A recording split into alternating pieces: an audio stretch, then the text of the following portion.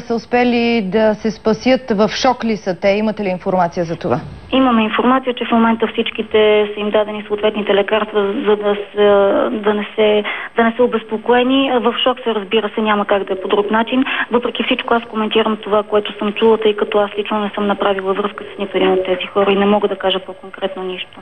Разполагат ли близките им с информация за състоянието? Някой от тях е ли с опасност за живота към момента? Нямаме такава информация, стигнала при нас. Аз лично се надявам всичко да мине благополучно за тези, които са оцелели. Благодарим ви за тази информация. Капитанът на корабът е арестуван. Това междувременно съобщи за календар министърът, отговарящ за българите в чужбина Божидар Димитров. Според последната информация, с която разполага министърът, загиналите българи са 14, а още 4 се издирват. Загинал е обаче и синът на капитана на кораба. Чуйте от него подробностите. Ситуацията беше такава. 53 натоварени на кораба. 14 тела са открити, 4 се водят изчезнали, останалите са спасени. Тези 4, които са изчезнали, според мен са мъртви. Не само според мен, всеки, който разбира от вода, кораби, море. Да. Познава района много. Това е херно. Дали вече могат да се направят такива изводи, че кораба е бил претоварен и това е причината? Претоварен е бил, да. Тук що получих информация, че този кораб имал 40 човека. Позволено е било 40 пътници, което пак не изглежда много за него. Но той е бил 53 човека. Това е.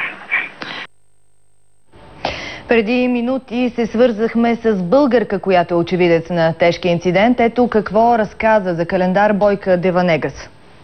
На екскурзия в Охрид дойдохме вчера и видяхме, нали, всъщност става въпрос за българи, които минаха вчера границата, македонската граница, с един автобус от Пловдив. Нали, ги видяхме, бяха пред нас.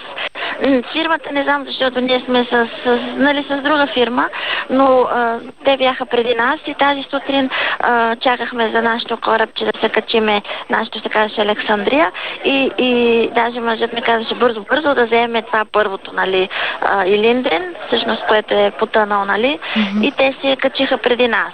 И това беше последно, нали. Така според вас, по ваша преценка, беше ли препълнен капацитета на корабчето? Значи всички македонци, всички, които са на пристанището, с които говоря, нали, на пристанището, които собственици на лодки и корабчета, казват, че да, че според тях е бил препълнен. Имало е около 70-80 човека. Нали, това, което говорят хората, голяма трагедия, нали, за нас, българите, но и за тях също, нали, капитана е бил тук, сина му.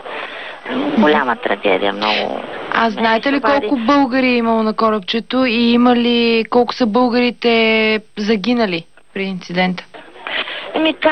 Казват, всеки казва, защото ние тук сме на пристанището, но то е навътре, много навътре на 13 км. Казват, че около 13-15 човека, нали, които са извадени. До 17, нали, казват, но непрекъснато се променя информация. Открити са и горещи телефони за информация. Те са 948 2005 и 948 3003. Продължаваме да следим ситуацията и да търсим информация за тежкия инцидент. Подробности очаквайте в следващите ни емисии.